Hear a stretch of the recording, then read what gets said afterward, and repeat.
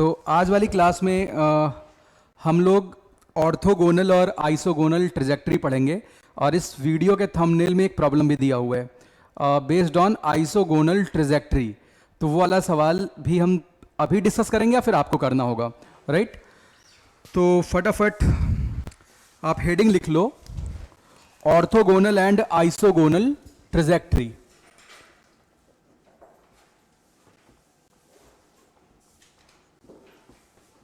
Orthogonal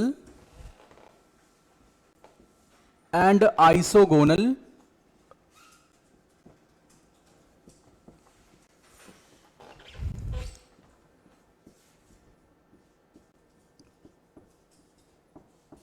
trajectory.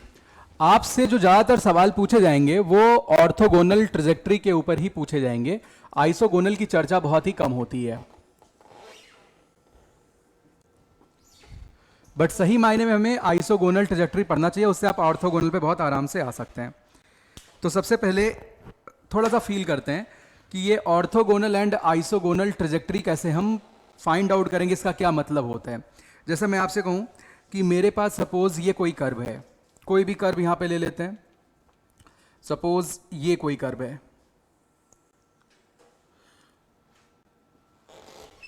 और हम वो सारे कर्व ऑब्टेन करना चाहते हैं जो इसे किसी पर्टिकुलर एंगल थीटा या अल्फा पे कट कर रहे हो। लाइक ऐसे वो सारे कर्व जो इसको किसी पर्टिकुलर एंगल पे कट कर रहे हो, मुझे वो सारे कर्व यहां पे कैलकुलेट करने हैं, मतलब बताने हो सारे कर्व क्या होंगे। मैंने ऐसा कोई रफ डायग्राम बना लिया। Suppose this angle is theta,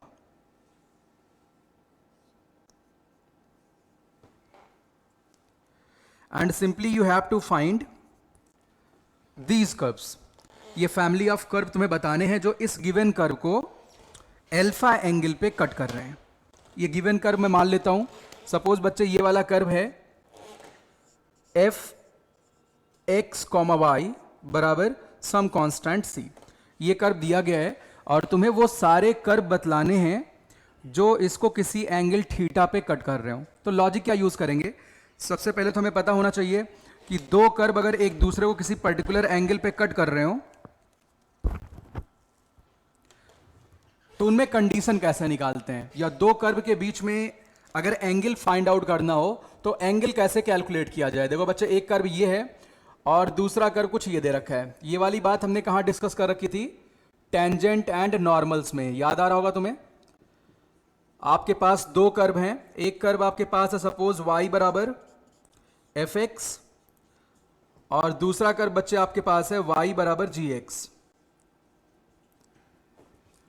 और किसी point P x naught comma Y naught पे दोनों कर्व के बीच का एंगल कैलकुलेट करना है। अगर मैं आपसे कभी कहूं दो लाइन के बीच का एंगल, तो आप बहुत प्यार से बताते हैं उसका tan थीटा। मीन्स अगर एंगल के बीच का एंगल थीटा हो और लाइन का स्लोप m1 और m2 हो तो tan थीटा आप क्या लिखते हैं? Modulus m1 minus m2 upon 1 plus m1 m2, right? इसमें तो किसी को दिक्कत है नहीं, लेकिन यहां पे कर्व के बीच का एंगल निकालना है। तो बच्चे आप क्या करेंगे? इस पॉइंट ऑफ इंटरसेक्शन पे दोनों कर्व के टेंजेंट का स्लोप निकालेंगे। ये देखो भाई, ये आपने fx फंक्शन को डिफरेंशिएट किया, इसका नाम रख लेते हैं mf। Means point of intersection पे fx फंक्शन पे डाले गए टेंजेंट का स्लोप है mf। ऐसे बच्चे अब आप क्या कंप्यूट करेंगे? mg। और हमें चेहरा देख के लग रहा है बिंदु दीदू के बाद बिल्कुल नहीं पता है, जबकि ये पढ़ाई जा चुकी है।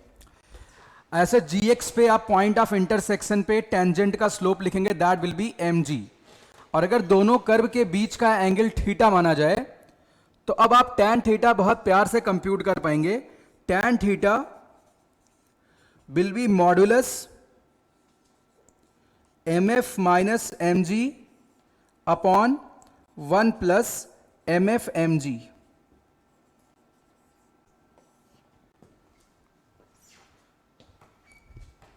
ये बात क्लियर है? और ये tan थीटा क्या होता है? dy by D x. tan theta क्या होता है? dy by D x, right? खैर, इतनी बात पहले आप नोट करिए, फिर आगे चलेंगे। बोले dy बाई डी एक्स किसका? मतलब इसको dy बाई डी एक्स क्यों कहा गया है, अभी इस पे आते हैं थोड़ी देर में। कि भाई dy बाई डी एक्स किसी कर्व के लिए होगा ना, ये उसी कर्व की बात हो रही है जो थीटा डिग्री पे इंटरसेक्ट कर रहे हैं।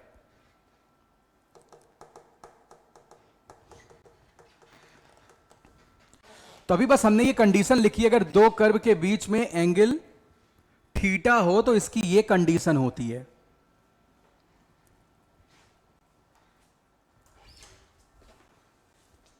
वैसे मैंने ये गलत बोला कि tan theta d y by D x, यहां पे थीटा तो फिक्स ही है, आपको एंगल दिया गया है कि दो कर्व कितने एंगल पे कट कर रहे हैं, तो एंगल गिवन है, आपको एंगल पता है।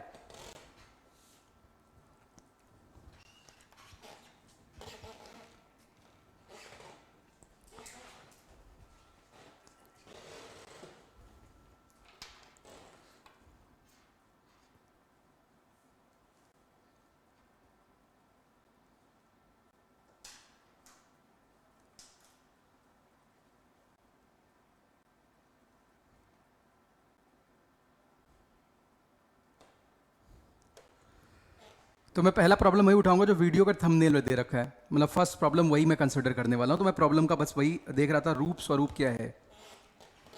देखो बच्चे, अब यहां पे हम कंडीशन पे आते हैं।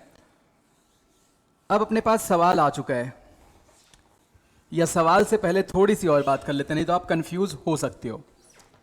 देखो लाल, अगर मेरे से कोई कहे कि एम एफ और एम जी यहां पे क्या है, तो मैं कहूंगा यार एम एफ का मतलब है, मैं कहूंगा एम एफ का मतलब है D F upon D X at which point, at point P. M G का मतलब क्या बच्चे, minus D G by D X at which point, P, upon 1 plus M one M two, 1 plus D F upon D x into D G upon D X at which point, of course at point P, right. कोई दिक्कत तो नहीं है।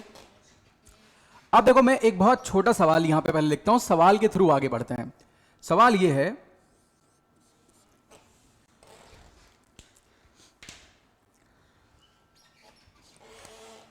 Find family of all curve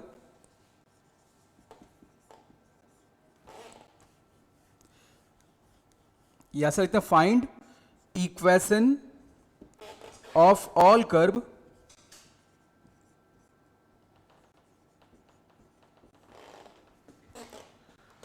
which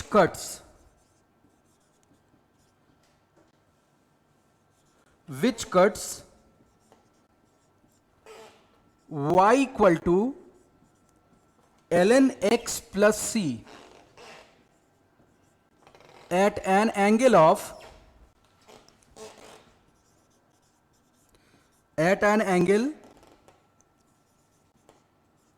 arc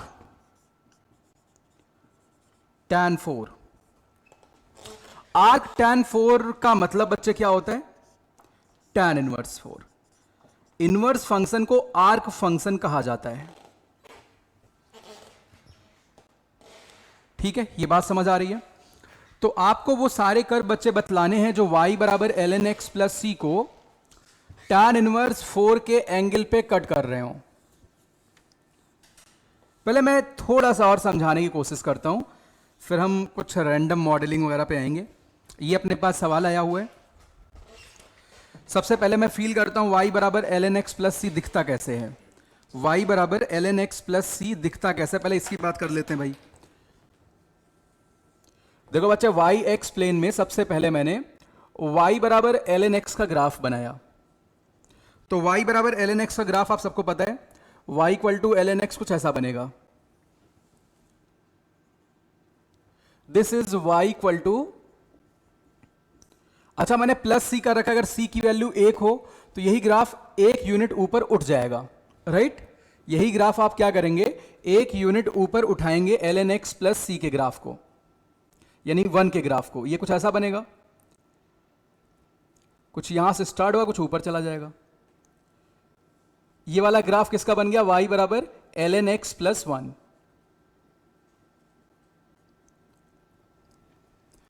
अच्छा, कोई कहे y बराबर ln x minus 1 बनाओ, तो एक यूनिट आप इस ग्राफ को नीचे लेके आएंगे।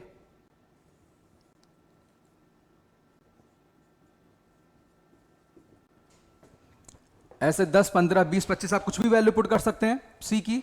अब बच्चे एक ऐसा कर्व तुम्हें ढूंढना है, एक ऐसा कर्व तुम्हें ढूंढना है, या ऐसे वो सारे कर्व तुम्हें ढूंढने हैं जो इस कर्व को tan इनवर्स 4 के एंगल पे कट कर रहा हो। तो बना लेते हैं ऐसा कर्व। ये देखो बिल्कुल रफ डायग्राम है। मैं कहता हूं ये वो वाला कर्व है, ऐसा कुछ मैंने रफली बनाया इसे। ये वो कर्व है, ऐसा कुछ। और इन दोनों कर्व के बीच का जो एंगल है दैट इज tan इनवर्स 4। बोलो भाई कोई दिक्कत तो नहीं है? इनके बीच का एंगल कितना है? tan inverse 4। This is given. अब तुम्हें इसी कर्व का इक्वेशन जो रेड से मैंने प्लॉट कर रखा है, इसी का इक्वेशन बतलाना है। ऐसे बहुत सारे कर्व हो सकते हैं, ऐसे बहुत सारे कर्व हो सकते हैं जो सेम एंगल पे कट कर रहे हो। बोलो बच्चे हां या ना? ऐसे बहुत सारे कर्व हो सकते हैं जो सेम एंगल पे कट कर रहे हो। मैं रियल मॉडलिंग की बात कर रहा हूं। ऐसे बहुत सारे कर्व हो सकते हैं, राइट? तो अगर मैं इस एंगल को थीटा मान लूं, जो यहां पे मैंने सो का रखा है, इस एंगल को बच्चे अगर थीटा मान लूं, तो तुम्हें ये tan थीटा की वैल्यू पता है। tan थीटा कितना है बच्चे? 4। भाई tan इनवर्स 4 एंगल है, अगर एंगल को थीटा माना जाए बच्चे tan थीटा कितना होगा? 4। अब मामला यार मेरे से सवाल पूछा गया, find equation of all curve which cuts this curve at an angle of this. मतलब जो मैंने रेड मार्कर चला रखा है इसी का इक्वेशन बतलाना है। ब्लू वाले का इक्वेशन क्या है? y equal to ln x plus सी। तो कैसे इक्वेशन निकाला जाए? मैं इसका नाम मान लेता हूं। मैं कहता हूं भाई ले तेरा नाम यहां पे रख देते हैं, y बराबर gx। बोलो भाई कोई समस्या किसी को? इसका नाम क्या मान लिया? y बराबर gx। अच्छा, अगर मैं किसी भी पॉइंट पे बच्चे, मैं मान लिया ये पॉइंट P मान लेता हूं, किसी भी पॉइंट पे अगर मैं दोनों के टेंजेंट का स्लोप निकालूं, मतलब वो इंटरसेक्टिंग पॉइंट की बात मैं कर रहा हूं, चाहे वो पॉइंट ये वाला हो, ये वाला, क्योंकि दोनों के बीच का एंगल निकालना है तो हमें कहां चलना पड़ेगा? पॉइंट ऑफ इंटरसेक्शन पे चलना पड़ेगा। कोई दिक्कत तो नहीं है? तो देखो बच्चे यहां पे P पॉइंट पे दोनों के टेंजेंट का स्लोप निकाल लेते हैं। ये थोड़ा सा टेक्निकल टॉपिक है, और यहां पे भी निकाल लेते हैं टेंजेंट का स्लोप। और यही एंगल इन दोनों टेंजेंट के बीच का दिया गया क्या? थीटा। कोई दिक्कत तो नहीं है? तो देखो बच्चे जो ये कर्व मैंने प्लॉट कर रखा है, इसका स्लोप मतलब इसका डेरिवेटिव। तो बच्चे इसका dy बाई डी एक्स क्या होगा? ln x का क्या होता है? 1 बाई एक्स। क्या होता है बच्चे? 1 बाई एक्स। किसी को दिक्कत तो नहीं है? ऐसे बच्चे अब हम किस पे चल रहे हैं? जिसका निकालना है वो y बराबर जी एक्स है। तो इस वाले कर्व के लिए स्लोप होगा क्या हो जाएगा? dy बाई, और यही वैल्यू किसके इक्वल है? dg upon. बोलो बच्चे हां या ना? ये बात क्लियर है बिल्कुल? चलो अब देखो दोनों के बीच में एंगल का फॉर्मूला लिखते हैं। tan थीटा बराबर मॉड्यूलस इसका स्लोप यानी g का slope minus dy by D x. इस कर्व का स्लोप कितना? 1 बाई एक्स। मैं सबकी वैल्यू रख देता हूं, यानी dg by D x minus 1 by x upon 1 plus dg by D x into 1 by X. बोलो लाल किसी को कोई दिक्कत तो नहीं है? M F minus M G upon 1 plus M F M G था, दोनों के स्लोप की वैल्यू मैंने फॉर्मूले में डाल दी। कोई दिक्कत तो नहीं यहां तक? अब इसी को सॉल्व करना है, तो ये मैं रब करूं, साथ साथ नोट करते रहना, ये बहुत ही ज्यादा इंपॉर्टेंट टॉपिक है। आप देखो बच्चे tan थीटा की वैल्यू कितनी दे रखी है? 4। So tan theta is given to you as 4। तो 4 इक्वल टू, अच्छा लाल ये बताओ क्या मैं dg अपॉन dx यहां पे dy बाई डी एक्स रख सकता हूं? dy by D x minus 1 by x upon 1 plus dy by D x into, अच्छा अगर मैं मॉड हटाऊं तो प्लस माइनस साइन आएगा, तो प्लस वाला मैं कर देता हूं, माइनस वाले के लिए आप 4 लाइन छोड़ना, घर पे कर लेना। ये बात क्लियर है? तो अभी मैं प्लस साइन के लिए सॉल्व कर देता हूं। तो देखो बच्चे 4 equal to d Y by D x minus 1 by x upon 1 plus d Y by D x into 1 by x, cross multiply करो, यानी 4 plus 4 divided by x into D Y by D x बराबर D Y by D x minus 1 by x. X से multiply वगैरह कर लो। देखो भाई ये आपके पास एक डिफरेंशियल इक्वेशन शायद बन चुका है, और यही डिफरेंशियल इक्वेशन हमें सॉल्व करना है। या आप चुपचाप D Y by D X को इन टर्म ऑफ क्या कर लो, एक्स कैलकुलेट कर लो। देखो बच्चे क्या आएगा, 4 plus 1 by x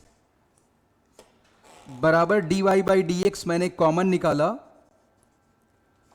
1 minus 4 by x आ गया। बोलो लाल कोई समस्या होनी तो नहीं चाहिए। क्या अब मैं वेरिएबल सेपरेबल बना पाया हूं? Of course. इसको इंटीग्रेट कर लेंगे, ये मैं रब कर दूं।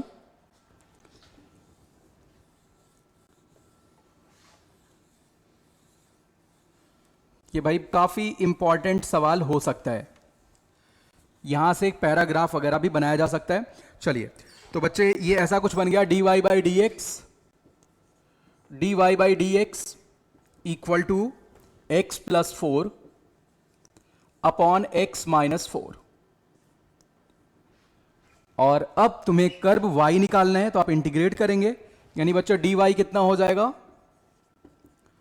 x plus 4 upon X minus 4 dx। Now integrate both side. ठीक है, ये वही सवाल है जो आपके वीडियो के थंबनेल में दे रखा है, पहला ही। तो अब आप इंटीग्रेट करके प्यार से काम कर पाएंगे। यहां पे प्लस 4 और माइनस 4 कर दीजिए, y इक्वल टू, देखो बच्चे अगर आप एक 4 ऐड और सब्ट्रैक्ट करते हैं तो इससे आपको फायदा मिलने वाला है। ये x माइनस 4 प्लस 8 बन जाएगा अपॉन एक्स माइनस 4 dx। अब आप इसे इंटीग्रेट कर लो तो y बराबर क्या आ जाएगा, x plus 8 ln modulus x minus 4 plus C. बोलो भाई हाँ या ना? ये वो कर्व है जो इसको tan इनवर्स 4 के एंगल पे कट कर रहे हैं। ये पूरी बात नोट करो, सभी लोग लिखो अपनी कॉपी में सिस्टमैटिकली।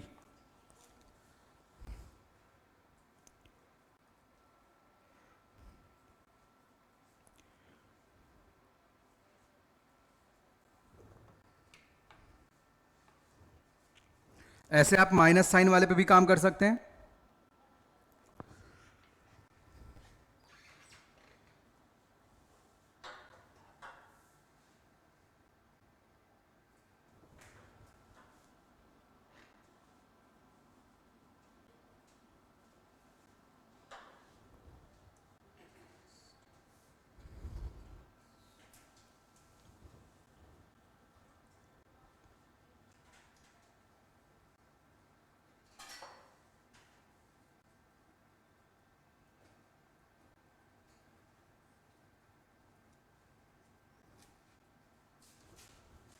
हमें लगता है हमने थोड़ी सी गलती कर दी कैलकुलेशन में।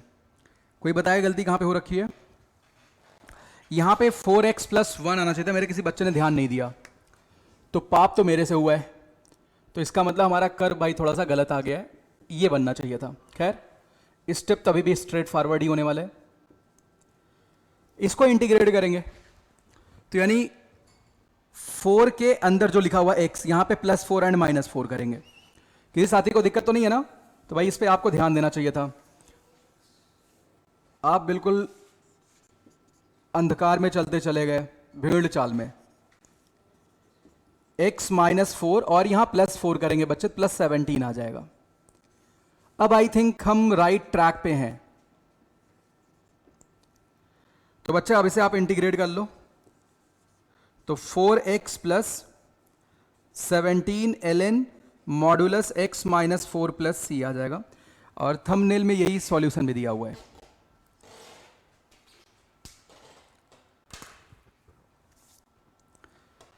तो अब आप ये समझ पाए, अभी तक तो हमने बताया नहीं, मैंने बस ये चर्चा करी आइसोगोनल कर्व का मतलब क्या होता है। अगर एक कर्व को कोई कर्व किसी एंगल थीटा पे कट करे तो that will B isogonal curve for that curve.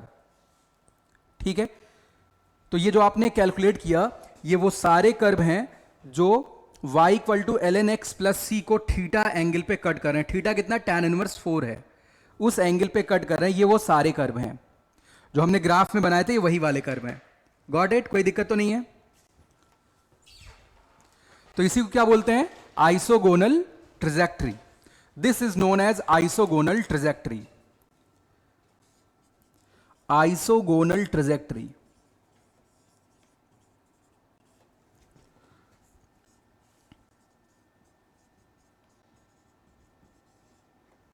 For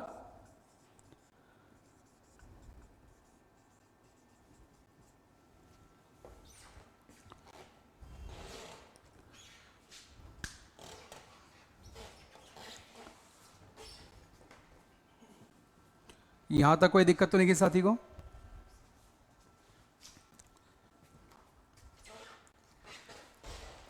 अब देखो यहां पे दूसरा स्पेशल कंडीशन है जो तुमसे सबसे ज्यादा जेई पूछता है। क्या पूछता है कि भाई y बराबर L n x plus C को वो सारे कर्व आप बतला दो जो 90 डिग्री पे कट करते हैं, 90 डिग्री पे। That is known as orthogonal trajectory. Isogonal का स्पेशल केस क्या होता है, ऑर्थोगोनल, अगर एंगल क्या हो जाए 90 डिग्री। ठीक है, तो यहां पे लिखो नोट बना के, इफ थीटा इक्वल टू, सभी लोग नोट करेंगे, if theta equal to pi by 2,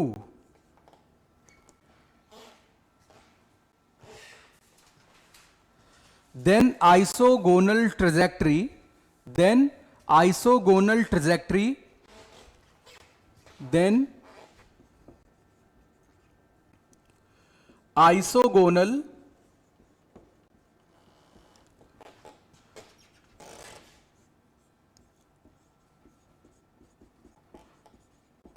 trajectory will be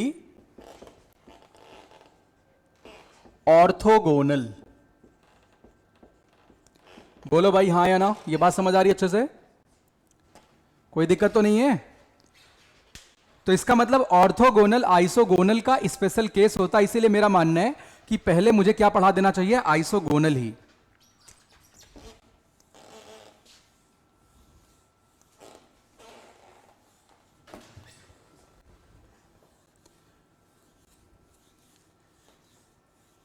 तो चलिए इसी केस में अगर थीटा 90 डिग्री हो जाए तो क्या होने वाला है, एक बार डायग्राम वापस बना लेते हैं क्योंकि अभी फील कर रहे हैं। देखो बच्चे यहां पे क्या कंडीशन होती, जो आपका एंगल ऑफ इंटरसेक्शन है, जो एंगल ऑफ इंटरसेक्शन है,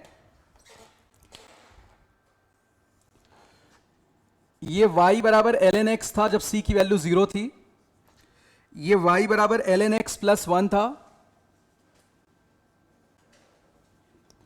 और ये y बराबर एल एन एक्स माइनस 1 है।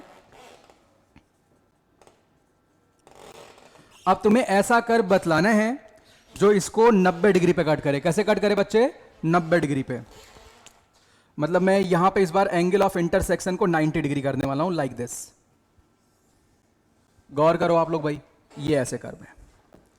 यानी इस बार दोनों कर्व के पॉइंट ऑफ इंटरसेक्शन पे अगर टेंजेंट बनाए जाएं तो बच्चे टेंजेंट लाइन के बीच का एंगल कितना होना चाहिए, 90 डिग्री।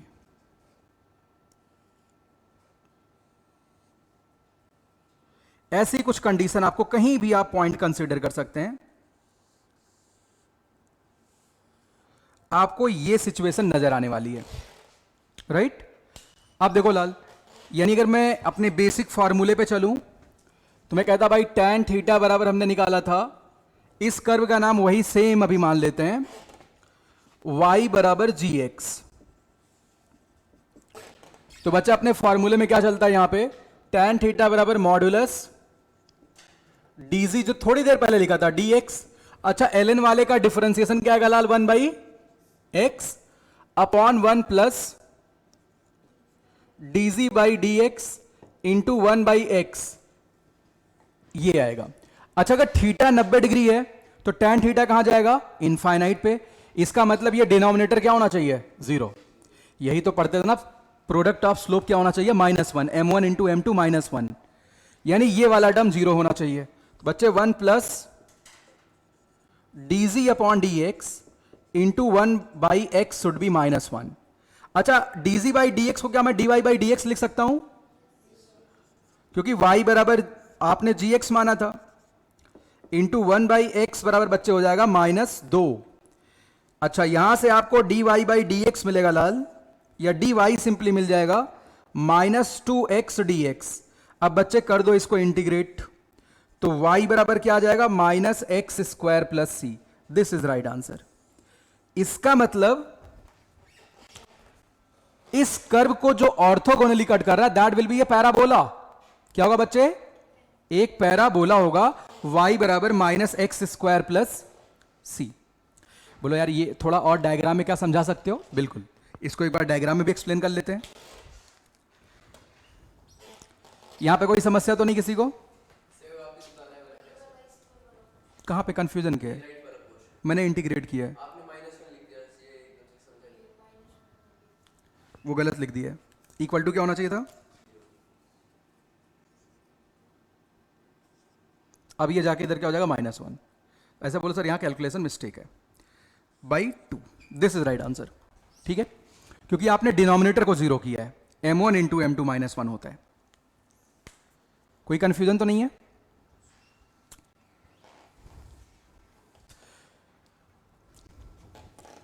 अब देखो बच्चे, यहां पे अगर मैं डायग्राम एक बार दोबारा बनाऊं, ये आपने नोट कर रखा है, एक बार दोबारा डायग्राम बना लेते हैं।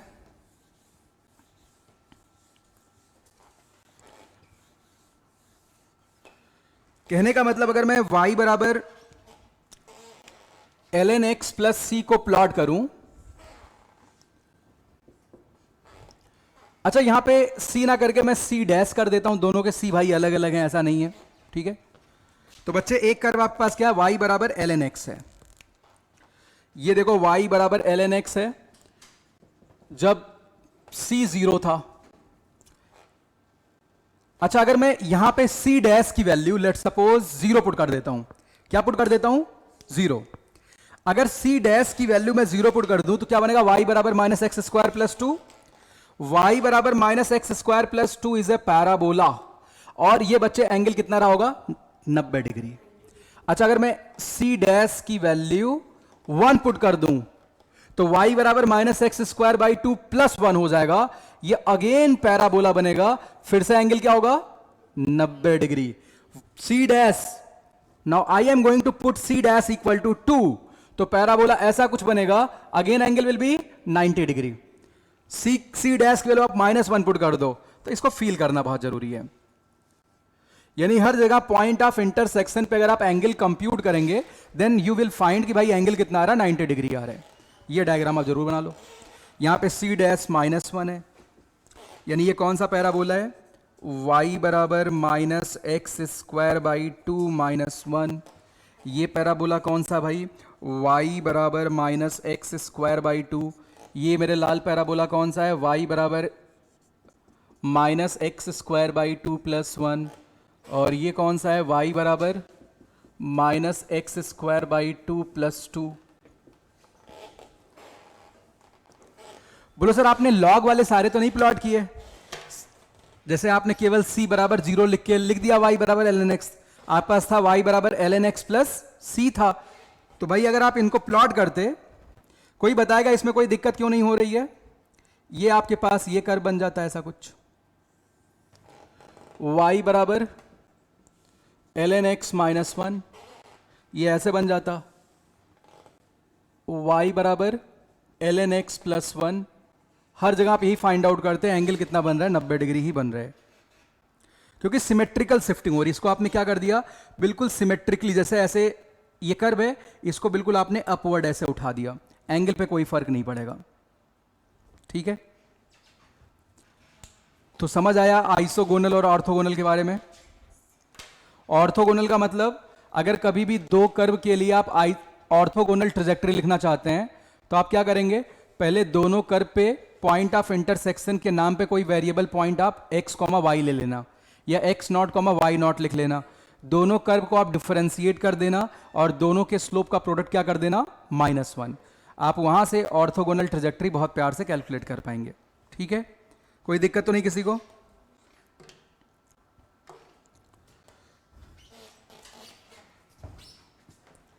ये टॉपिक अच्छे से चमक रहा है? क्योंकि भाई इसकी आज विदाई होने वाली है। अगली क्लास में केवल प्रॉब्लम सॉल्विंग सेशन हम रखेंगे, तो बहुत ही गंदे और अच्छे सवाल करेंगे। वर्ड प्रॉब्लम बेसिकली, जो डिफरेंशियल इक्वेशन पे बहुत ज़्यादा पूछे जाते हैं।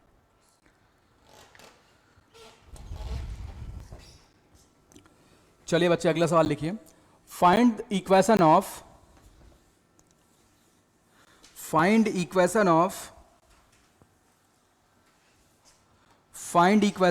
Family of orthogonal trajectory. Find equation of family of orthogonal trajectory to parabola y equal to 4x, to parabola y square equal to 4x। अच्छा एक मिनट, मैं तुक्का मारूं, लेट मी चेक इट। जो मैंने अभी थोड़ी देर पहले सवाल किया था उसमें कर्व लॉग दिया हुआ था। क्या दिया हुआ था? लॉग का ऑर्थोगोनल कर्व क्या आया, y बराबर कुछ x स्क्वायर टाइप का, या मैं ऐसा कहूं y बराबर x स्क्वायर टाइप का ऑर्थोगोनल क्या आएगा, लॉग। बात एक ही है। यहां पे y स्क्वायर बराबर 4x लिखा गया है, इसका मतलब इसमें क्या आने वाला है, मुझे लगता है एक्सपोनेंट आने वाला है। क्या आने वाला है?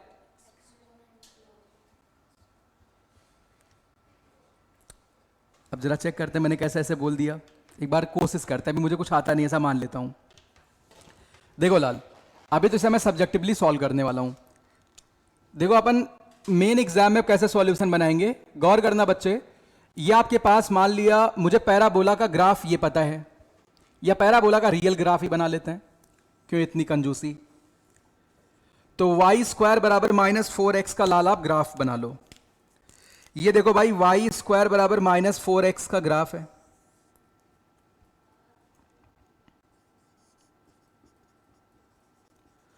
अब तुम्हें बच्चे वो सारी ट्रेजेक्टरी बतानी है जो इसको 90 डिग्री पे कट करें। गौर करना लाल, वो सारी ट्रेजेक्टरी आपको बतलानी है जो इसको 90 डिग्री पे कट कर रही हो। यानी पॉइंट ऑफ इंटरसेक्शन पे एंगल कितना बनना चाहिए लाल, 90 डिग्री। बोलो भाई किसी साथी को कोई दिक्कत तो नहीं है, कोई समस्या तो नहीं है? देखो बच्चे इस कर्व का नाम मैं मान लेता हूं कुछ y बराबर gx है, किसी एक कर्व को पकड़ लेते हैं। यानी पॉइंट ऑफ इंटरसेक्शन पे दोनों के टेंजेंट के स्लोप का प्रोडक्ट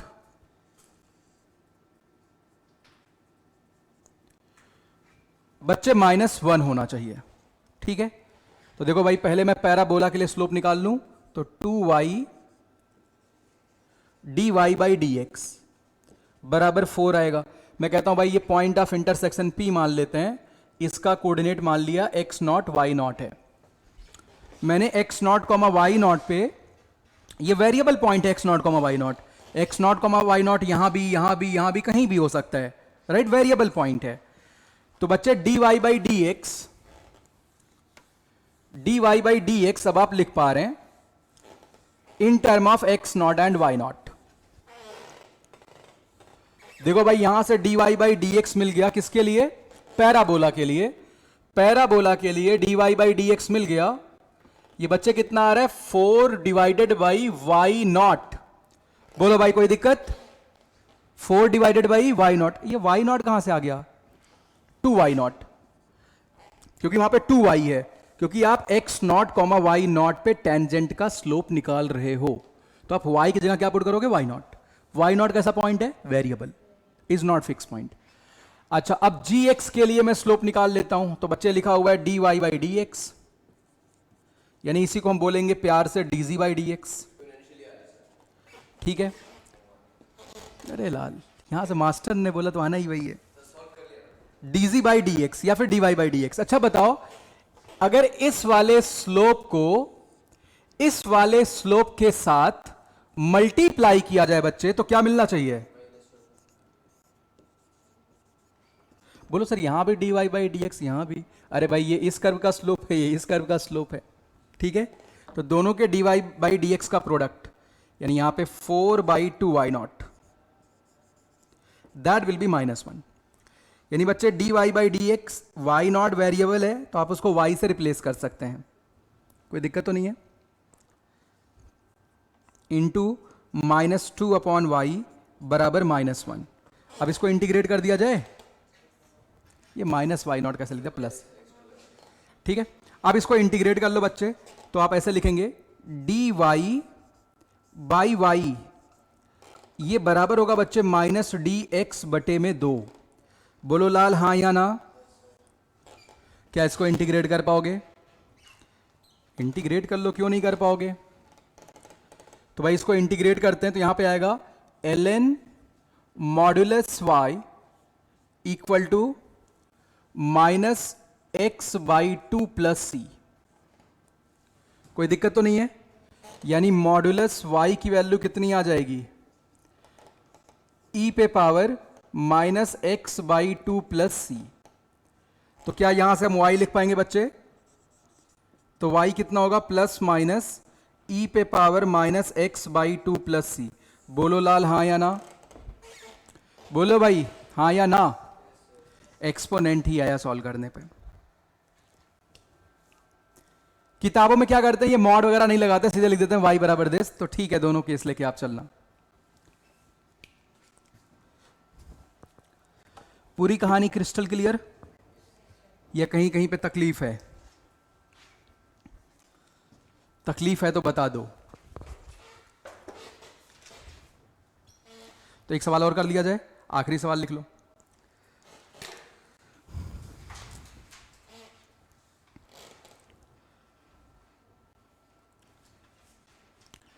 लिखो फाइंड इक्वेशन ऑफ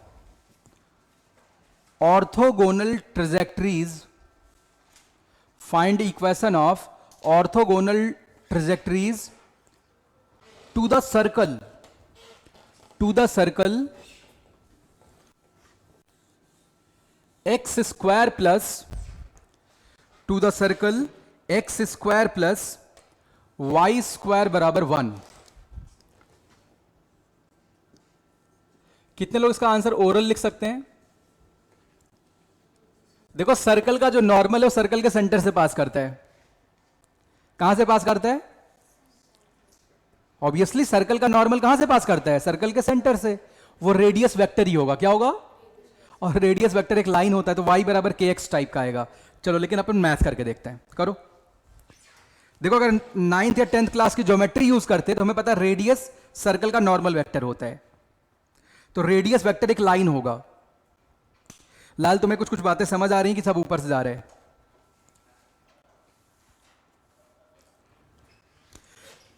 देखो अगर पबजी में अपना दिमाग चलता है, अगर मान लो चलता है, या फ्री फायर में, फिर तो मैथ लड्डू है। खेले तो हो गए तुम लोग, नहीं खेले हो? लॉजिक, वहां लॉजिक नहीं लगता है? तो झूठ बोल रहा है। मेरी कसम मत खाना भाई, मेरे को मरना नहीं है। चलो इसे सॉल्व करो। बिंदु दीदी खेलती थी पहले।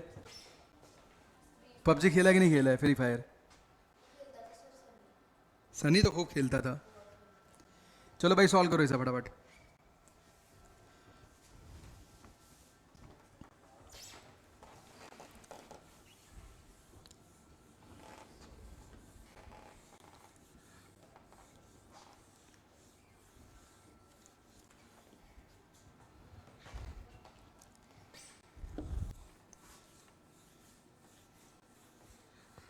तो मेरे प्यारे प्यारे बहादुर बच्चे, अब आप अपनी मंजिल से बस कुछ दूरी पे खड़े हुए हैं।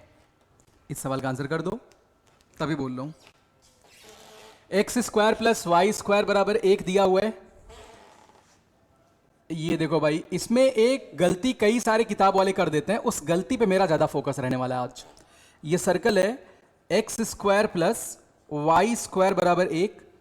और बच्चे हमें इस पे सारे ऑर्थोगोनल ट्रेजेक्ट्री फाइंड आउट करने हैं, right?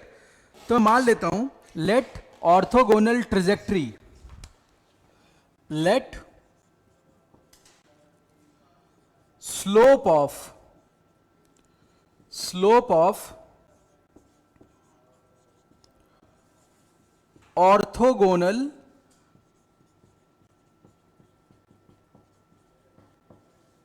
Trajectory is dy by D X. अच्छा बच्चे, अब सर्कल का निकाल लेते हैं और दोनों का प्रोडक्ट क्या कर देंगे, -1। तो सर्कल का निकाल लेते हैं। तो बच्चे यहां पे आएगा 2x plus 2y into D Y by D X and that will be -1। So now you can write dy by D X for the circle. ये ऑर्थोगोनल का है, this is for the circle. ये आ जाएगा -x divided by y। बोलो भाई हाँ या ना? अरे यार यहां पे 0 आएगा, क्या कर दिया ये, बराबर -x डिवाइडेड बाई y आएगा। अच्छा, अब दोनों स्लोप का प्रोडक्ट कितना होना चाहिए, -1। यानी dy बाई डी एक्स जिसका निकालना है, सर्कल वाले का पता है -x बटे y और ये -1 होना चाहिए। तो बच्चे यहां से क्या आ जाएगा, dy अपॉन वाई बराबर dx अपॉन x। बोलो भाई हाँ या ना? इसको कर दो इंटीग्रेट, तो यहां से आ जाएगा ln मॉडुलस y बराबर ln मॉडुलस x। अच्छा, क्या मैं यहां पे ln c भी लिख सकता हूं? ऑफ कोर्स कांस्टेंट को ln c के फॉर्म में लिख सकते हैं, किसी को दिक्कत तो नहीं है? हाँ हाँ, इधर बस वेरिएबल सेपरेबल बना लिया। अच्छा, अब यहां से बच्चे क्या आ गया, गौर करना। यहां देखो क्या आने जा रहे हैं, मॉडुलस y बराबर मॉडुलस सी एक्स। कंपेयर करने के बाद log a plus log b क्या होगा, लॉग a इंटू बी। तो यानी ln मॉडुलस y बराबर ln मॉडुलस सी एक्स, यानी मॉडुलस y बराबर मॉडुलस सी एक्स। कोई दिक्कत तो नहीं है? अच्छा, क्या मैं ऐसा लिख सकता हूं, y बराबर आ गया kx, जहां पे k कोई भी रियल नंबर हो सकता है, -∞ से +∞ में। ऑफ कोर्स मॉडुलस c को k से रिप्लेस कर दिया। बोलो ये समझ कम आ रहा है? हमें ऐसे ही लिखना है, y बराबर इसी तरीके से y बराबर cx, तो ऐसे लिख लो। यहां पे सारे केसेस आ जाएंगे प्लस माइनस लगाने के बाद, इसलिए मैंने ऑल रियल नंबर लिखा था, मॉड हटाया प्लस माइनस लगा दिया। अच्छा, अगर इसको प्लॉट करें y बराबर cx, क्या बनेगी, एक लाइन, एक लाइन बनेगी ना? तो भाई ये लाइन बनेगी, लेकिन इसमें आप y बराबर 0 x बराबर 0 नहीं पुट कर सकते, किताबों में यही गलती दी होती है। क्या नहीं पुट कर सकते बच्चे, y बराबर 0 एंड x बराबर 0, क्यों? क्योंकि यहां पे लॉग डिफाइन नहीं होगा। तो यानी जो आप इसका ऑर्थोगोनल ट्रेजेक्ट्री लिखेंगे, यहां पे होल होना चाहिए। ये सारी लाइंस हैं, ये लाइंस ओरिजिन से तो पास करती हैं, लेकिन ओरिजिन डोमेन में ही नहीं है। रीजन आपको मिल गया ना? These are orthogonal trajectories for the circle.